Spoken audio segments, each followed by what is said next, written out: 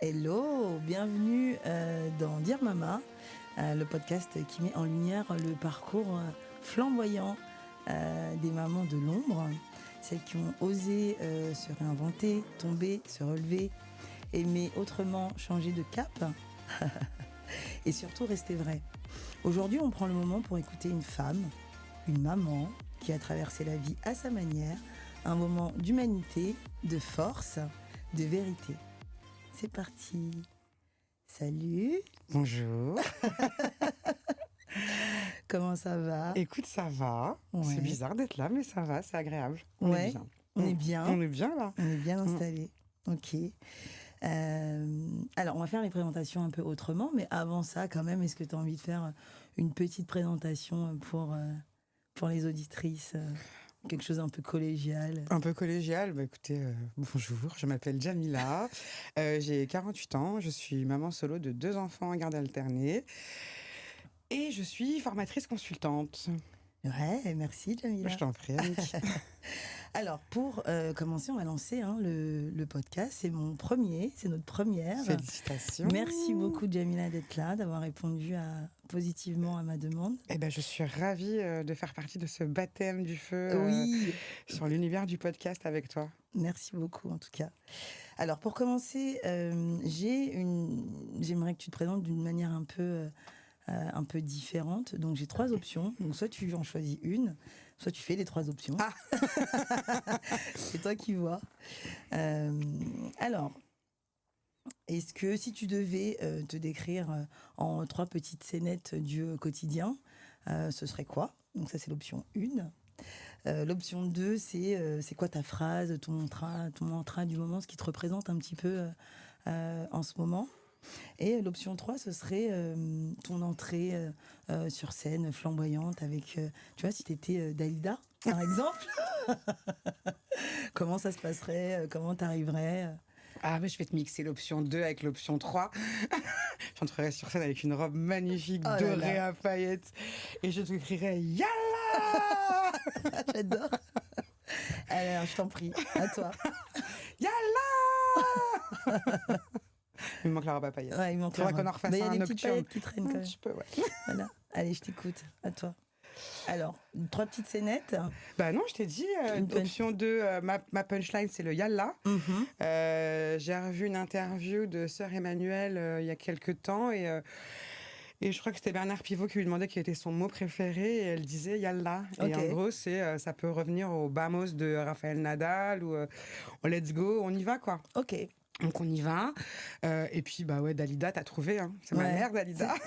Donc une entrée sur scène, on peut plus faire Madonna. Elle est trop jeune maintenant pour nous. Exactement. Donc du coup, on prend Dalida et on y va en robe à paillettes et Yalla quoi. Ok. Donc en ce moment, dans l'énergie de on y va. Ah bah on essaye en tout cas. Ouais. C'est l'objectif, ouais. D'accord. Ok. Alors ta vie, Jamila, a plusieurs chapitres. Hein. T'es une maman solo comme tu le dis, t'as 2 enfants. Quelle est la partie de cette vie que tu souhaites aborder aujourd'hui? La partie que j'ai envie d'aborder aujourd'hui, sur ma partie maman-enfant, sur ta partie de vie. Ouais, bah écoute, ça s'organise, ça fait à peu près... c'est la 2e année où on est en garde alternée. Avant, je les avais à temps plein. Et ma reconversion professionnelle a fait que j'ai eu besoin d'avoir du temps pour moi, pour me former, pour lancer mon entreprise. Et du coup, avant, j'étais en entreprise et j'étais dans un certain confort d'horaire. Donc, du coup, j'avais mes enfants à temps plein, mais c'était facile. Ça faisait très longtemps que j'étais dans cette entreprise. Quand tu te lances, ça te prend du temps, beaucoup de temps. Okay. Beaucoup d'investissement et j'ai senti à ce moment-là que j'avais besoin de plus de temps et d'espace et j'ai gentiment suggéré au papa de changer l'organisation. Ça a été un peu compliqué parce que lui-même, étant entrepreneur, c'était pas simple. Il n'avait pas des horaires simples, mais au final, on s'est plutôt entendu et ça fonctionne bien. C'était difficile au début, honnêtement, mais quel plaisir de les déposer le lundi matin et de ne plus les revoir pendant une semaine. Oh, maman cruelle, indigne. Je n'ai rien entendu. Ok, donc tu souhaites aborder la partie Comment t'en es arrivé au fait à cette séparation, enfin en tout cas à cette nouvelle organisation? Est-ce que tu veux aborder la partie reconversion professionnelle et du coup comment ça t'est venu? Enfin, tu vois, de vouloir changer de métier ou quel est le Oui, qu'est-ce c'est que un tu long souhaites cheminement, Annick. T'as le temps? On a tout notre T'as temps, le temps? Jamila. Ok. Ouais. J'ai une histoire plus ou moins classique en fait. C'est rencontre, bébé, achat appart, achat maison, deuxième bébé, séparation, dépression, Covid. Quel sens à ma vie. Mhm. Et fin Covid, tout de suite sortie de la dépression et retour au travail, burn-out en fait. D'accord. Qu'est-ce que je fais là? Ok. Et du coup, il va falloir arrêter. En fait, quand ton corps te dit stop, faut l'écouter. Et du coup, je me suis arrêtée de nouveau. J'ai réfléchi, j'ai fait un bilan de compétences. Et la formation s'est avérée être dans mon ADN. Et du coup, je me suis formée. J'ai commencé à travailler en CDI après l'obtention de mon diplôme. Mais Boring. bof, boring. Ouais, c'est ça. Et du coup, je me dis, pourquoi pas me lancer en attendant de trouver quelque chose? Mhm. Parce qu'on est quand même. On est CDI, très CDI dans le cerveau. Je lance ma boîte et je facture à droite, à gauche, parce qu'on commençait déjà à me proposer des choses en attendant de trouver un CDI. Et écoute, ça fait 6 mois maintenant, 7 mois que je me suis lancée. Et écoute, je suis pas encore riche. Je sais pas si je le serai un Alors. jour. Mais écoute, pour l'instant, ça prend. Ça commence à prendre. Et j'aime bien. Et c'est cool. Ok. Mais justement, c'était la prochaine question que j'avais pour toi. Aujourd'hui, tu es dans quelle énergie? Tu en es où de ta vie aujourd'hui, au moment M, au moment T? Je reviens de vacances, donc ça va. Ok. Tout va bien. Ok. Là, mon énergie, c'est développer mon entreprise. D'accord. Donc, c'est aller chercher des nouveaux clients, des nouveaux contrats, rencontrer des nouveaux apprenants, des nouveaux élèves, parce que je travaille dans des écoles sup. Et c'est toujours ce besoin d'aller rencontrer des gens et faire développer mon entreprise pour devenir riche, évidemment. Et faire ce que t'aimes aussi. Et faire ce que Ça te j'aime. plaît, la formation? J'adore. Ouais. J'adore. Ok. J'adore j'invite vraiment toutes les personnes qui pensent avoir un peu d'empathie et de pédagogie en elles à aller vers ce terrain parce qu'il y en a besoin. Les gens ont besoin d'être formés, que ce soit sur les sujets du management, de la relation client, du service à la personne. Les gens ont vraiment besoin d'être formés qui, aujourd'hui, n'a pas vécu une expérience catastrophique en arrivant à l'hôpital ou dans un magasin ou dans une entreprise, être managé par un manager toxique. Donc, on a tous besoin d'être formés. Et c'est passionnant, en fait, de faire un job où tu vas apprendre des choses à quelqu'un. Enfin, où tu vas donner des clés plutôt, parce qu'au final, c'est eux qui apprennent, c'est pas toi qui leur apprends. Bien sûr. Et qui va leur donner des clés et des tips qui va leur permettre d'appréhender leur vie professionnelle autrement. Et ce qui est génial pour moi, égoïstement, c'est de jamais travailler avec les mêmes personnes, en fait. C'est qu'à chaque fois que je rentre dans une salle de formation, j'ai un nouveau public et une nouvelle audience.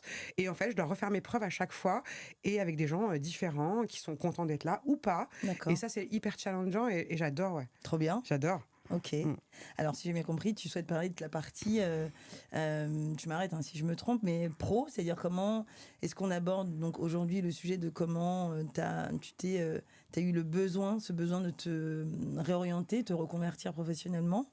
On va là-dessus. Allez. Les enfants sont toujours dans le coin derrière, hein. Ils sont jamais bien loin. Non, mais ceux-là, ils traînent toujours quelque part, de toute façon. Ok, alors qu'est-ce qui a été le moment où ça a basculé, où tu t'es dit, voilà, j'ai envie de changer, j'en peux plus. Alors j'en peux plus, c'est peut-être un grand mot, mais ça a été quoi le point de bascule en fait pour que tu arrives de quel domaine, Jamila, si tu peux nous dire un petit peu en termes professionnellement? De la relation client et de la fidélisation. Ok. Donc ça a été quoi le point de bascule pour te dire j'ai envie justement de faire de la formation peut-être, ou en tout cas me réorienter? La sonnette d'alarme, c'était un long arrêt maladie parce que impossible de retourner travailler.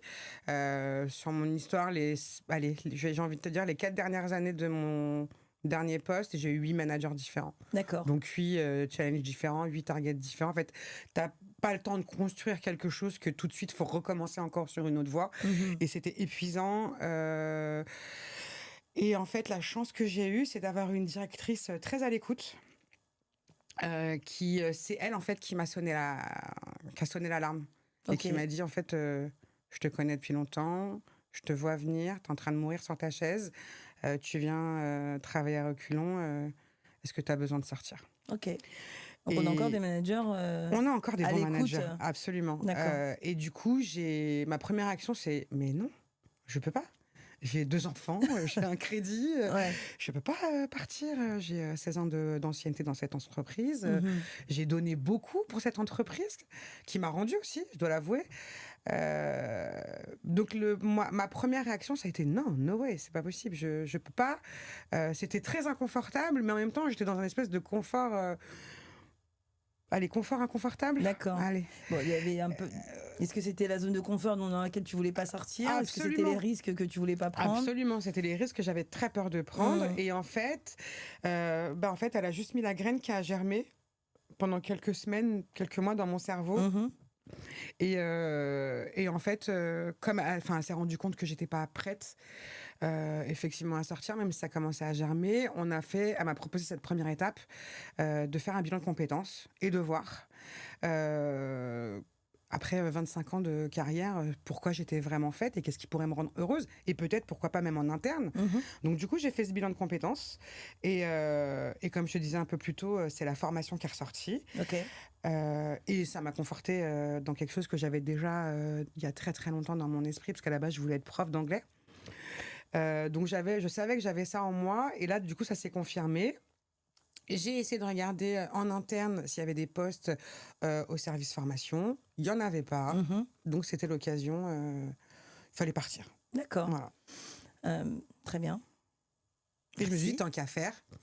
Donc, je me suis formée, comme je te disais un peu plus tôt. Ok. Et tu disais juste avant, merci pour Je t'en prie. le partage, tu disais juste avant que elle avait semé une graine, mais tu disais juste avant que tu mourais un petit peu sur ta chaise, tu mourais professionnellement, ou il y avait aussi une raison personnelle qui faisait que tu t'y retrouvais plus? Ah oui, oui, complètement. C'était complètement lié, et je pense que le courage de se dire il faut que j'y aille, c'est parce que c'était délétère, et pour ma santé mentale et pour ma santé physique, et j'avais plus d'équilibre pro-perso, en fait. Mhm. C'est-à-dire que j'étais tellement mal dans mon job que j'étais mal à la maison, ou bien j'étais mal à la maison forcément, donc j'étais mal dans mon job. En fait, les deux, j'ai l'impression, cohabitent.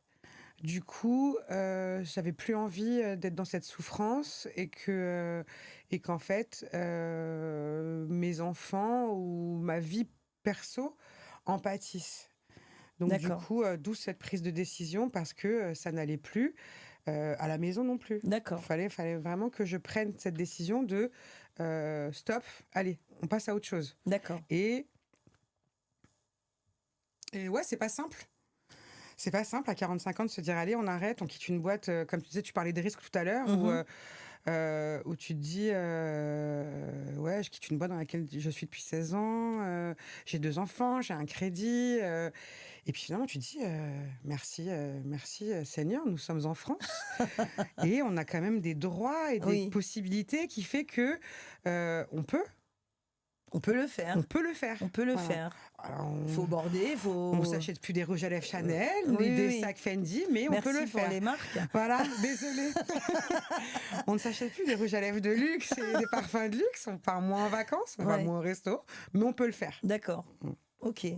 Et tu t'es senti comment? Alors, avant de justement prendre le pas en te disant c'est bon, j'y vais, pas j'ai rien à perdre, mais en tout cas, je veux tenter le coup, je veux prendre le risque. T'étais comment émotionnellement? Est-ce que tu t'en souviens un petit peu? Tu mourais sur ta chaise. Ça, c'est ce que Je j'ai mourrais retenu. sur ma chaise, vraiment. Ok. Je mourrais sur ma chaise. Non, en fait, je suis un diesel, en fait. C'est très long à prendre chez moi, Mhm. mais une fois que j'ai décidé, je suis une combattante, en fait. Je suis une guerrière. C'est-à-dire qu'une fois que la décision est prise, il n'y a plus rien qui peut m'arrêter. D'accord. Donc, en fait, je regarde pas en arrière. Ok. Voilà. Donc, ça a été long, ça a été un long processus, Ok. mais une fois que c'était décidé, c'était parti. Ok. Tu parlais d'équilibre vie pro, vie perso, d'un point de vue personnel. Est-ce que tu avais déjà entamé des démarches pour te séparer? Est-ce que tu étais déjà dans ce type d'état-là? Ou est-ce que vous étiez encore en couple et tu t'es dit, bon, je reste en couple pour le moment, enfin en tout cas je suis en couple et je m'occupe de ma carrière pro, j'avance là-dessus. J'étais déjà séparée. D'accord. J'avais déjà déménagé. C'est-à-dire que pareil, je compartimentalise et je sais pas faire plusieurs choses à la fois. Ok. Donc il a fallu d'abord que je me sépare, Ok. que je déménage, que je meure au boulot et qu'ensuite je renaisse dans un autre boulot. Voilà, Ok. c'est step by step. Step Je by peux pas step, faire tout en même chaque temps. chose en son Voilà. temps. Ok, mais c'est bien. Ouais. Du coup, ça t'a permis de voir les choses venir les unes après les autres. Absolument, c'est beaucoup moins dangereux en Ouais. fait pour mon cerveau. Oui, mais en termes de charge. C'est ça. On a déjà une grosse charge, donc si on s'en rajoute en faisant plusieurs projets en même temps, pour moi c'est compliqué. Je sais pas faire. Ok. Et qu'est-ce qui t'a aidé à tenir pendant que tu étais dans cette période compliquée? C'est-à-dire même si la séparation était faite, je crois que tu étais séparée, c'est ce que tu disais, et que tu mourais sur ta chaise, je reprends ton expression. Qu'est-ce qui t'a aidé à tenir dans ces moments-là, professionnellement? 3 choses. Mes enfants. Ok. Donc besoin d'être bien pour eux. Donc, mes enfants. Les antidépresseurs et la méditation. Ok. Les antidépresseurs qui t'ont été prescrits par un psychiatre, ouais. Ok. Donc tu étais en thérapie pendant ce... J'y suis toujours. Tu y es toujours. T'as envie d'en parler un petit peu? Pourquoi pas. Ok. Ça m'a sauvé la vie 2 fois. D'accord. Alors quand je dis sauver la vie, c'est un peu fort, mais du coup, à la première, ça m'a aidé à me sortir de cette histoire amoureuse compliquée. Donc ça, c'est la première chose. Et puis la deuxième fois, finalement, tout ce cheminement de reconversion professionnelle, ça m'a aidé. Ça m'a aidé à vivre, ça m'a aidé à devenir un peu moi. Okay. Parce que pendant ces périodes de dépression, t'es plus vraiment toi. Donc, ça aide juste à redevenir qui tu es et à sortir de cette maladie insidieuse. Je sais que beaucoup ont du mal à considérer que ce soit une vraie maladie. Ah, mais moi, dans mon entourage, beaucoup de monde ont du mal, effectivement, à se dire que la dépression est une maladie. Enfin, en tout cas, à capter le fait que ça t'empêche vraiment de faire les choses. Ah, je confirme. C'est comme si tu demandais à un unijambiste de se lever et de marcher. Voilà. Donc, non, mais je sais parce que moi-même, j'ai été une super mauvaise copine avec une amie qui a traversé ça il y a quelques années. D'accord. Et pour moi, j'ai été complètement aveuglée par le fait qu'elle avait tout pour être heureuse et je comprenais pas son état. D'accord. Et ouais, j'ai été une des idiotes à lui dire, mais allez... c'est bon. Sors-toi les doigts et on y va, quoi. Bouge-toi, allez, sors et tout. Et en fait, maintenant que je l'ai vécu, ça fonctionne pas. Okay. Ça peut pas marcher. Donc... Et c'est quoi pour toi, je vais parler pour toi personnellement, ça a été quoi les signes avant-coureurs justement de la dépression? Comment tu l'as vu venir? Peut-être que tu l'as pas venir, mais comment ça s'est traduit sur ton corps, sur ton esprit, sur ton mental? Comment ça s'est... Impossible de sortir du lit. Ok. Ah, ça a commencé comme ça. Impossible de sortir du lit. D'accord. Commencé par des arrêts maladie. Parce que juste, tu as l'impression que tu es juste très très fatigué, que tu es fatigué. Tu es fatigué et que tu as besoin de dormir. Parce que oui, évidemment, tu as des insomnies bien avant. Avant que tu te rends compte, en fait, tu dors pas. Enfin, moi, je dormais pas en tout cas. Donc, du coup, j'étais très fatiguée le matin et que j'arrivais pas à sortir du lit. Okay. Sauf qu'une fois que tu arrives à sortir du lit, tu te laves pas. Tu restes en djellaba. Okay. Tu te fais un café ou pas. Et tu te mets devant Netflix et là, tu binges tout ce que tu peux binger. Je pense que j'ai dû voir... je crois que j'ai mangé Netflix, en fait, sur cette période. Ouais. Parle-moi de n'importe quelle série. Je te fais le topo.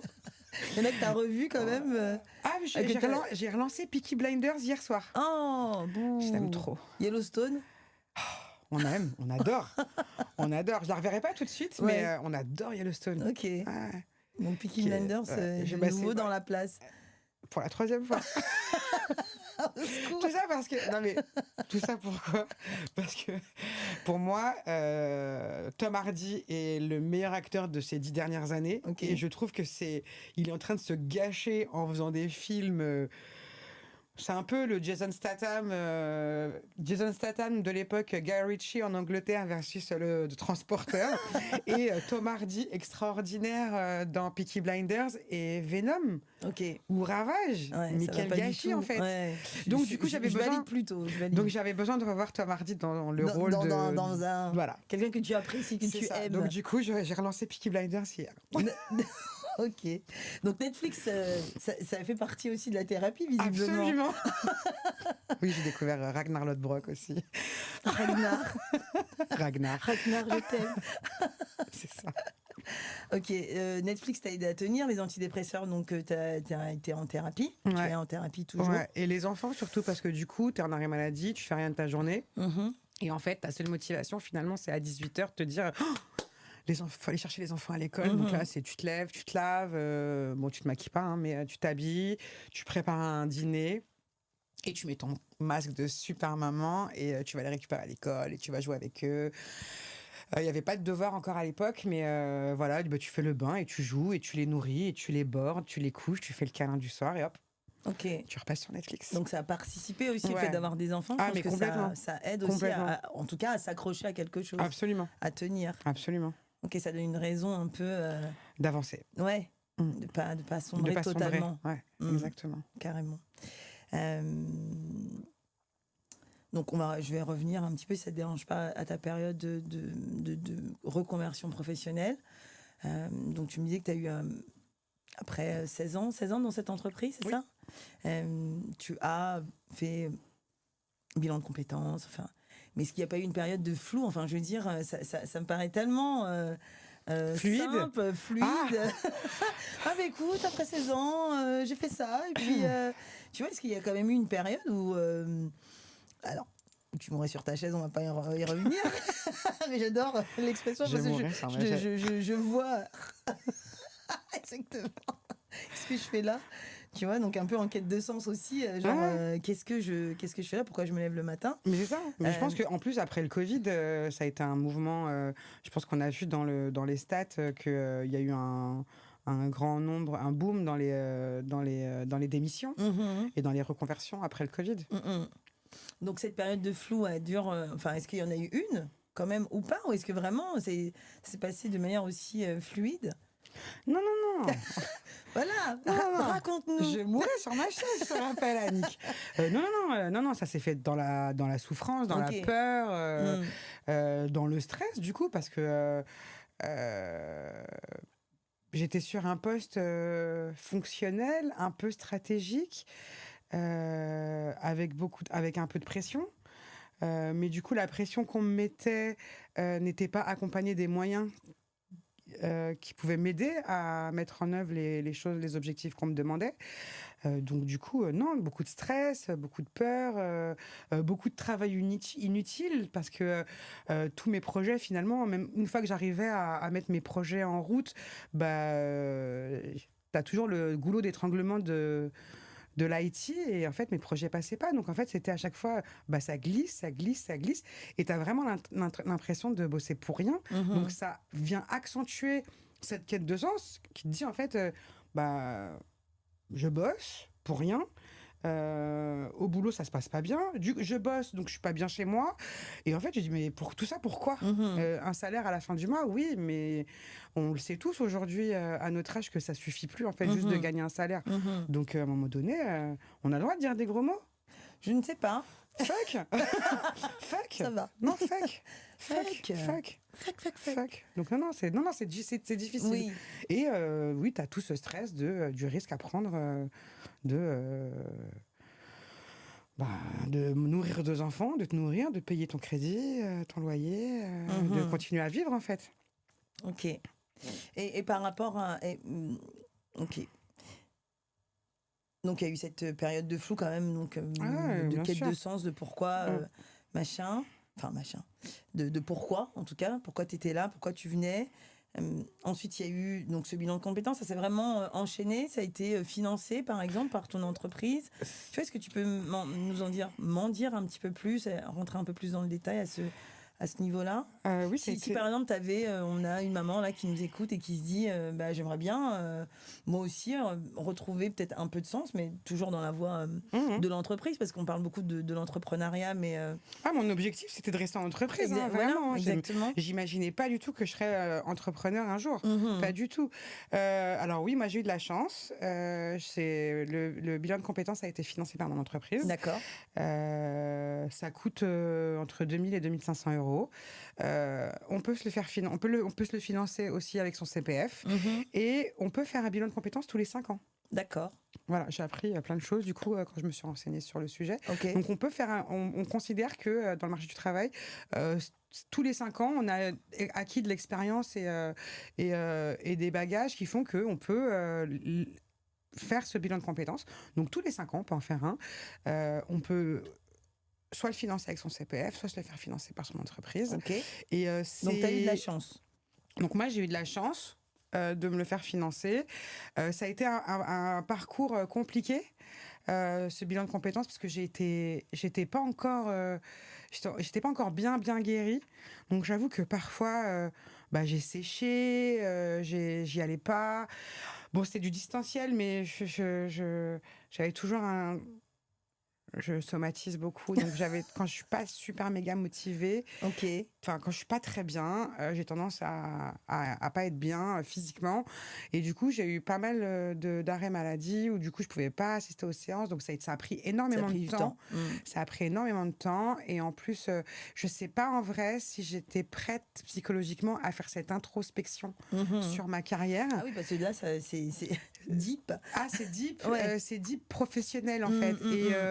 Et comme souvent on a un syndrome de l'imposteur, parce que moi du coup j'ai pas fait des études particulières, j'ai pas fait de grandes écoles, mais j'ai eu un parcours où j'ai tout appris sur place, j'ai tout appris sur le terrain, et j'ai gravi des échelons d'année en année grâce à mon expérience et à ma motivation.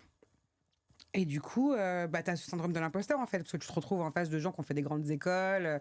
Et du coup, j'avais pas envie. Je pensais que ma carrière, elle était pas waouh. Pas waouh, en fait. Okay. Et en fait, si. Bien sûr que si. Waouh. Waouh, madame. Ouais, maintenant, je peux te le dire. Bien sûr. I'm worth it. Bien sûr. On peut la prendre comme mantra. Pas I'm mal. worth it.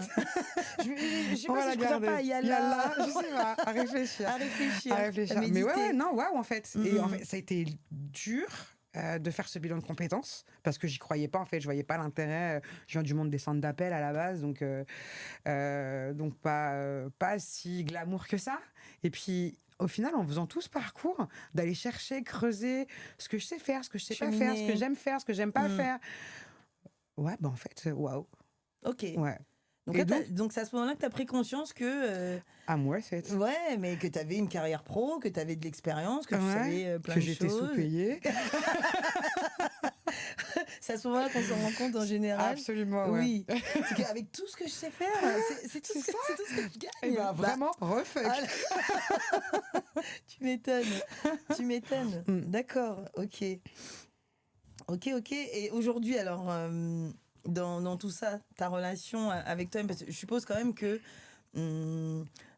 professionnellement, quand ça va pas, même si tu avais déjà divorcé, que tu étais séparée, donc il y avait peut-être un rythme à trouver avec le papa des enfants.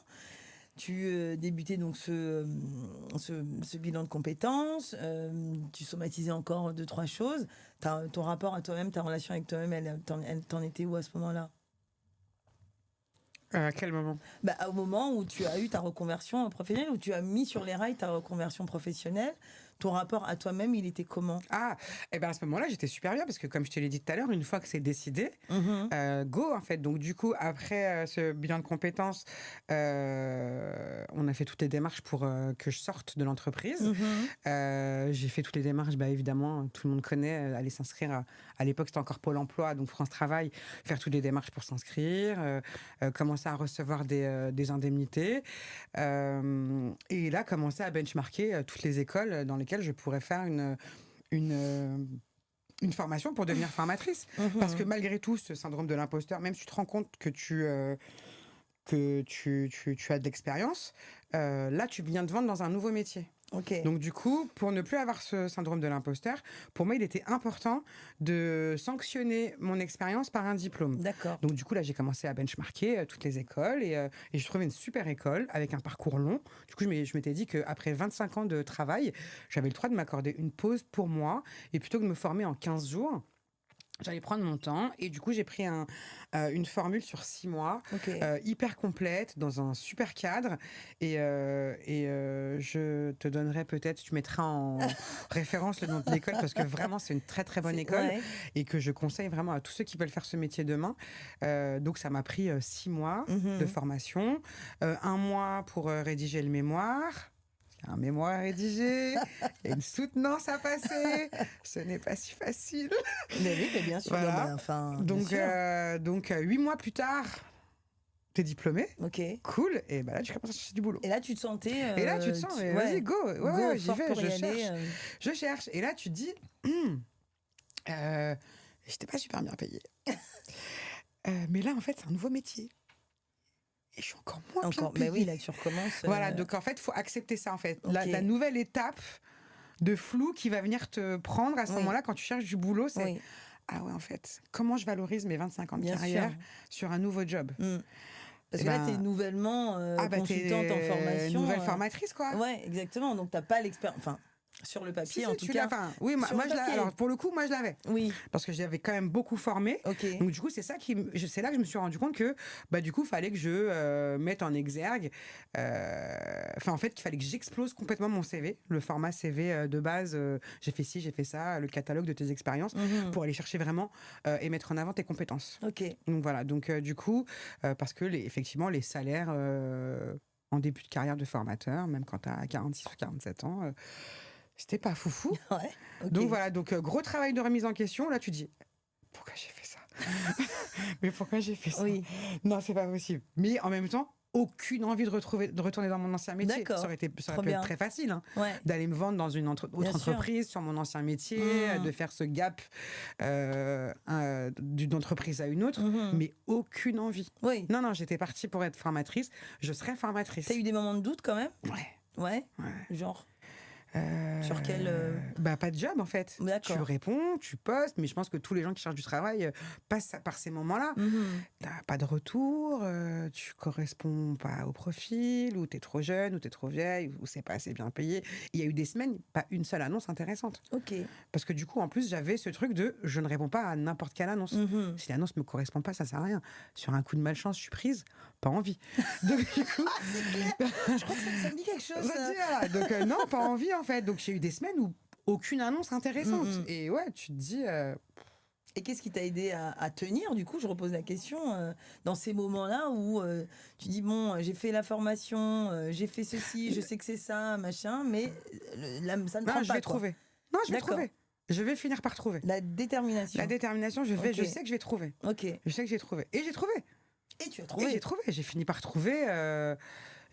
trouver. Début d'année dernière, j'ai trouvé un CDI en interne dans une super entreprise à un salaire correct, Ouais. très correct. Non, non, et je me suis éclatée pendant 1 mois et demi où vraiment c'était trop bien. Et puis tu te rends compte au bout de quelques semaines que le management ne te correspond ce pas. Ce fameux management. Ce fameux management.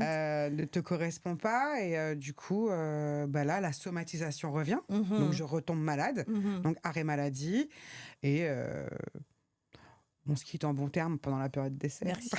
Ciao, bye. Merci, c'était très sympa, mais vraiment expérience très sympa. Ok. Et tu te dis bon c'était pas celle-là, ce sera une autre. En revanche là tu te dis je suis fière de toi, Jam. Bravo. Je suis fière de toi parce que tu as su repérer les red flags très vite et tu t'es pas enterrée dans un truc où tu aurais été malheureuse, où tu commençais déjà de toute façon à être malheureuse. Bien sûr. Donc voilà.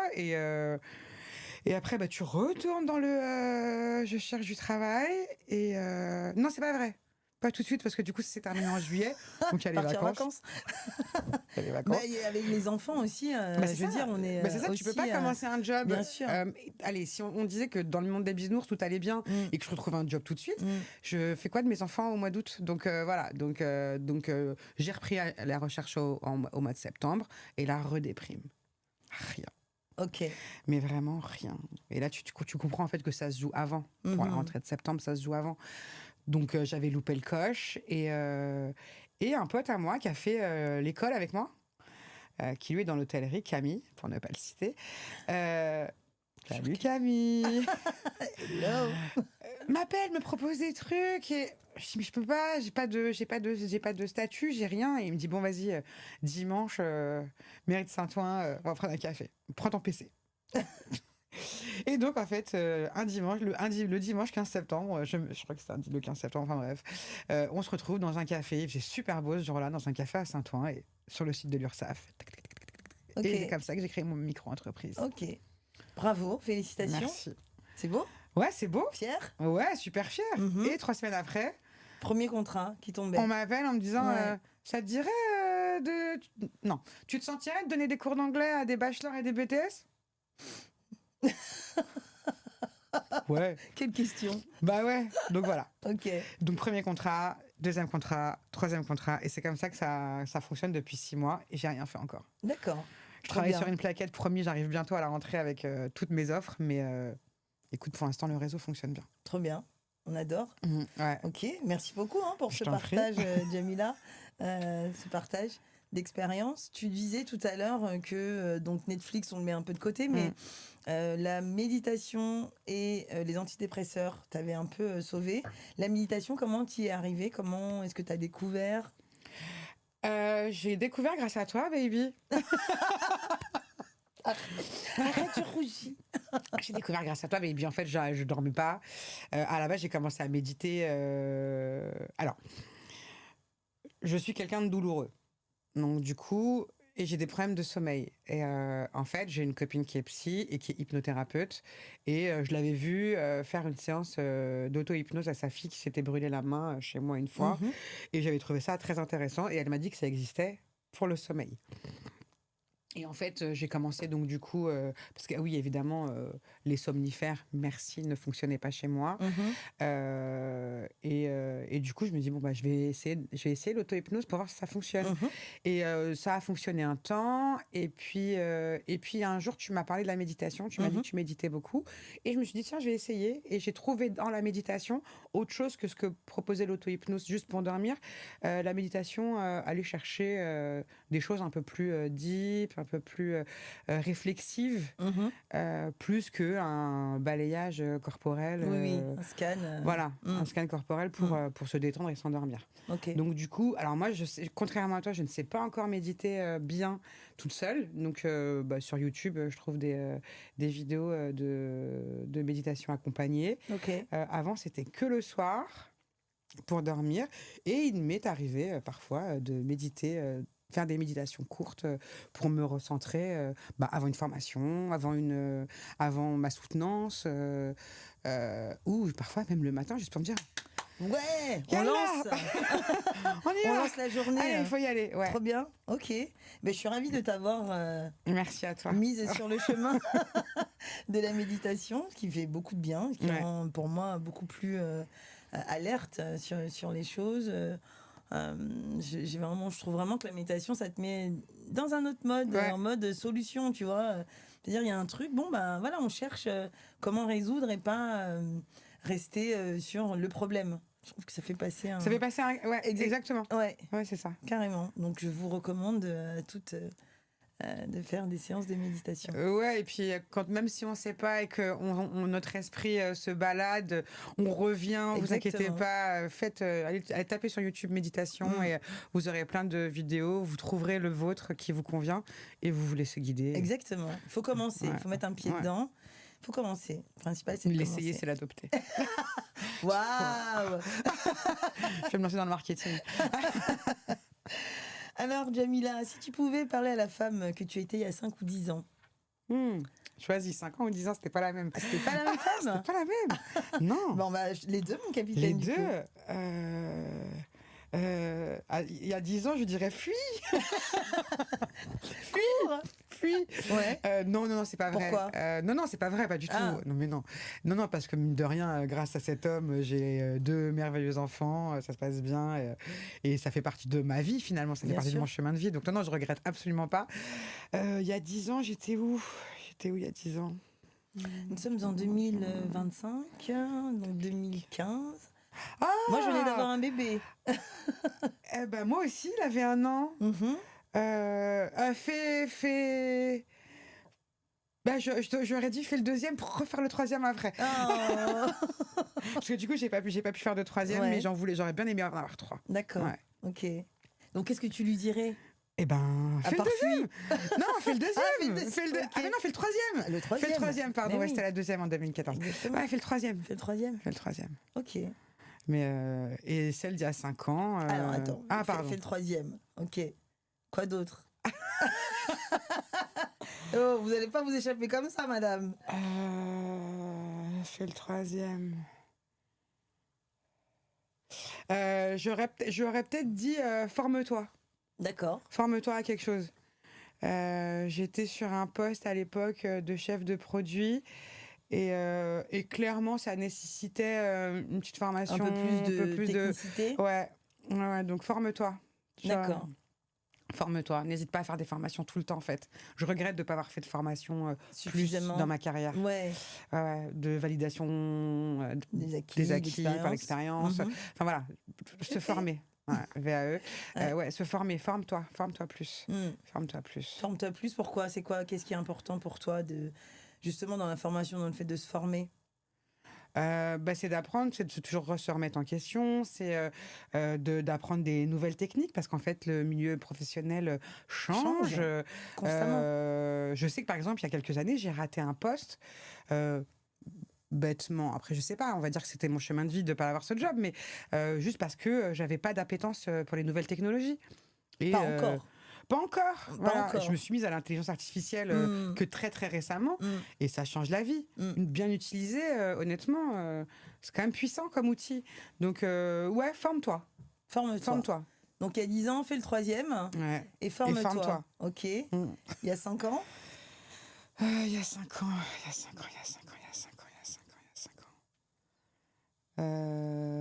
Il y a 5 ans, 2020. Donc on Covid. est Covid. Franchement, si. Ah. si, on peut dire quelque chose. On dit quelque chose? Si, on peut dire quelque chose. Si, dis-moi. Arrête.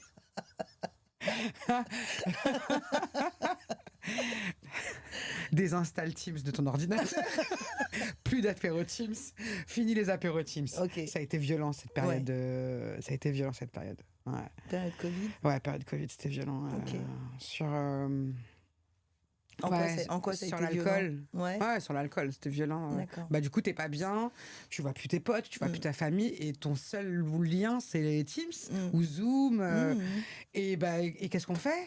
On boit pas un thé ou pas un café. C'était l'apéro quoi? C'était l'apéro Zoom, l'apéro Teams. L'apéro Teams, ouais. L'apéro Teams. Donc tous les soirs. Alors que tes potes, en vérité, tu les vois pas tous les soirs. Heureusement. Et non, à cette période-là, on se voyait tous les soirs. Okay. Et on buvait un coup tous les soirs. Ouais. C'était dangereux. Ok. Beaucoup moi incluse et beaucoup de personnes autour de moi se sont retrouvées piégées dans ce truc de l'apéro alors qu'on prenait pas l'apéro tous les soirs avant. Voilà, donc désinstalle Zoom ou Teams, éteins ton ordinateur à 19h. Ouais. mais du coup comment tu gardes le lien si tu dis désinstalle Zoom Et tu le fais une fois par semaine. T'es plus ou alors fallait tu vois parce que c'est pas évident, t'es tout seul parce que si c'est arrivé ce truc là c'est parce que les gens se sentaient seuls. Mais complètement. Il y avait besoin de proximité. Complètement parce donc que si tu l'installes pas Zoom ou Teams, tu fais quoi du coup? Mais non mais c'était rigolo sur le moment parce que du coup on faisait des apéros où tous les potes se rejoignaient, on envoyait les liens et on pouvait avoir des potes qui étaient à Dubaï, à Singapour, qui rencontraient tes potes du 9e et tes potes du 17e. Donc c'était rigolo, mais c'était trop tous les jours. C'était trop. Rigolo mais trop. Trop rigolo mais trop. Ouais, je pense qu'on aurait dû s'astreindre à une fois par semaine. Mais moi à cette époque-là, j'étais pas dans une bonne période de ma vie parce que j'étais séparée, mais toujours en cohabitation avec mon ex. D'accord. Donc c'était très très compliqué. Et comme j'avais dormi jusqu'à midi et que, à 19h j'avais la pêche et que je savais que j'allais pas dormir jusqu'au lendemain. Bien sûr. Donc voilà, ça a été dangereux. Ça il y a 5 ans j'aurais dit attention Covid. N'installez pas Teams. N'installez pas, régulez vos apéros. Régulez les apéros, entre copains, les apéros à écran interposé. C'est ça. Quoi d'autre? Qu'est-ce que tu pourrais lui dire à cette femme d'il y a 5 ans? Qu'est-ce que je peux dire à cette femme d'il y a 5 ans? C'était compliqué, non, Covid. Franchement, j'ai fait, à part cette bêtise des apéros, honnêtement, j'étais déjà dans un mode de reconstruction où j'allais voir ma psychologue, mon psychiatre, j'étais sous traitement, j'essayais vraiment de m'en sortir. J'ai mis, tu vois, au mois d'août, je déménageais, donc j'étais déjà Non, keep going. Je lui dirais, Ok. c'est bien ce que t'as fait. Ok. C'est bien ce que t'as fait. À part D'accord. les apéros, c'était bien. Bon, T'as fait c'est le quoi job. cette histoire d'apéro? Tous les jours. Tous les jours. C'est le fait de boire tous les jours, du coup, ça t'a mis sur un mauvais Ça m'a mis chemin, sur je un sais pas, trend mais sur un... d'apéro plus régulier. Oui. Ouais, Et surtout, j'ai pris énormément de poids. d'accord. Avec l'alcool, tu grossis, tu t'en Bien rends même sûr, pas compte. bien sûr. Tu t'en rends compte en fait quand t'arrêtes l'alcool. Ok. Et que tu lâches 8 kilos sans avoir rien fait. Juste sans rien arrêter. Tu te Ok, dis, comme ça. ah ouais, quand même. Mm. Voilà, donc voilà. Mais sinon j'étais dans un mood déjà de guérison, c'est peut-être pas le mot, mais en tout cas, I was on the way j'étais sur le point de sortir du tunnel, en fait. Bien sûr. Voilà. Aujourd'hui, Jamila, t'en es où? Comment tu te sens? Parce que j'ai posé la question en début d'interview de connaître ton mood Ouais. du moment. Mais là, une fois qu'on a abordé tout ça et que tu prends conscience déjà de tout ce que tu as fait, de ton Ouais. parcours, tu vois, parce que c'est pas souvent qu'on se dit, ah, en fait, Ouais, je suis passée par plein j'en d'étapes. ai fait des choses, hein, Ouais. tu vois, justement, parcours flamboyant.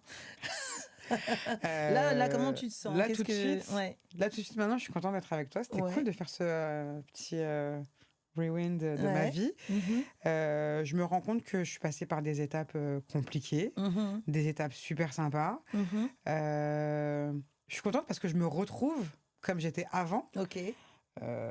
Punchy, dynamique, rigolote, chose que j'avais perdue. Mhm. Dans les périodes où j'étais vraiment pas bien. Mhm. Je suis pas encore sortie je suis pas encore au bout du rouleau parce que j'ai encore des périodes de down où c'est difficile le matin, Mhm. parfois, ou parfois tu t'en rends compte aussi quand tu perds patience avec tes enfants Mhm. et tu culpabilises en même temps parce que tu dis, tant, je les vois qu'une fois par semaine, mais en même temps ils me saoulent, mais en même temps il faut que je les éduque. Enfin, une fois par semaine. Une semaine sur deux, pardon. Ouais. Oui, une fois par semaine, c'est Ouais, trop juste. ça ferait court. Ça ferait court, ouais, c'est pas beaucoup. Ah oui.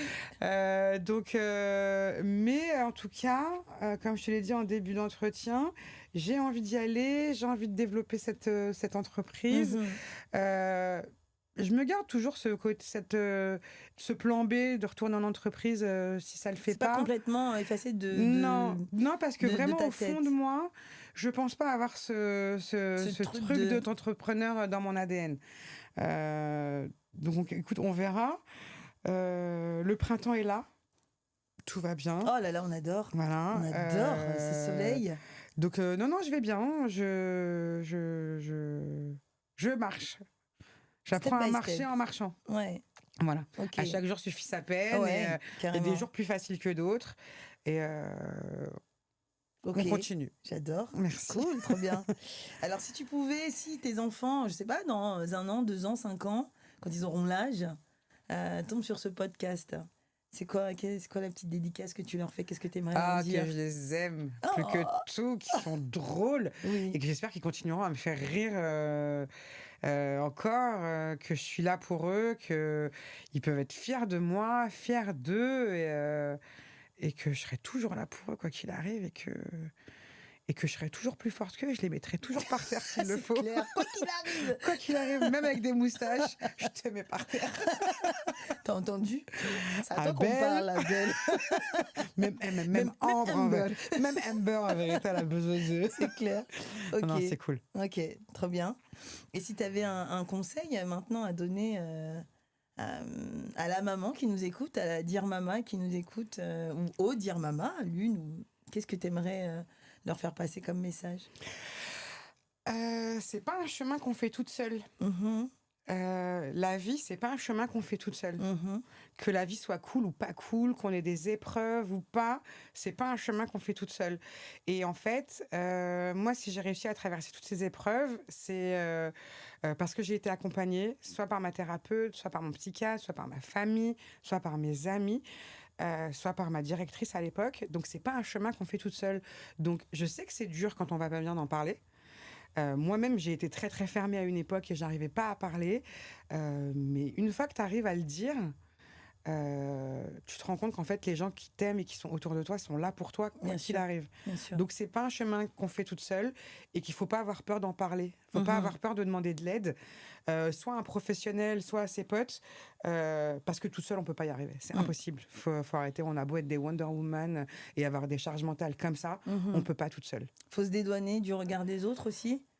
Alors, il faut complètement se dédouaner du regard des autres. Parce que c'est le regard des autres parfois qui empêche justement de. Ah, c'est très honteux de dire en fait, je fais une dépression. Mais non, pas toi, Jamila, c'est impossible. Enfin, si quelqu'un dans ma vie entière devrait faire une dépression, mais pas toi. J'avais absolument pas le profil de la dépressive triste. Jamais. Mais en fait, ça peut arriver à n'importe qui, à n'importe quel moment. Et encore une fois, c'est une maladie. Donc, si vous allez voir un médecin qui vous fait pas d'analyse et tout ça, changez de médecin. C'est une vraie maladie. Le traitement nécessite une vraie prise en charge, une vraie expertise. Donc ouais, il faut se dédouaner du regard des gens. Okay. Et ça n'a pas été. Moi, je l'ai pas fait au début. Moi, certaines personnes dans mon entourage ont découvert que j'avais fait une dépression bien après. Oui. Il y a vraiment que mes proches qui ont pu avoir l'occasion de m'accompagner quand je les ai laissés rentrer dans cette période. Mais c'est facile à dire, mais faut se dédouaner de ce truc. C'est une vraie maladie. Et même si vous n'êtes pas en dépression, et je ne vous le souhaite pas, les filles, dans les moments de down, de séparation, d'envie de se reconvertir, de changer de boulot, de changer de coiffure, prenez une copine avec vous. Prenez une copine avec vous. Vous aurez toujours besoin de vos sœurs. Ah oui, la sororité, c'est primordial. Ok. Merci beaucoup. Merci à toi pour ton accueil. Félicitations, c'était ton premier podcast, Annick. Bravo. Merci beaucoup. Alors, merci ma dear Mama d'avoir partagé un bout de ton histoire. Merci pour ta sincérité, ton franc-parler. Merci pour ton énergie, ta vérité sans filtre, parce que tu nous as dit beaucoup de choses. Donc, merci beaucoup. Donc, à toutes, j'espère que cet épisode vous aura inspiré, vous aura fait sourire, vous aura en tout cas bousculé un petit peu. Mais surtout, qu'il vous aura rappelé que vous n'êtes pas seul, que vous êtes légitime, que vous avez le droit de tomber et encore plus de vous relever.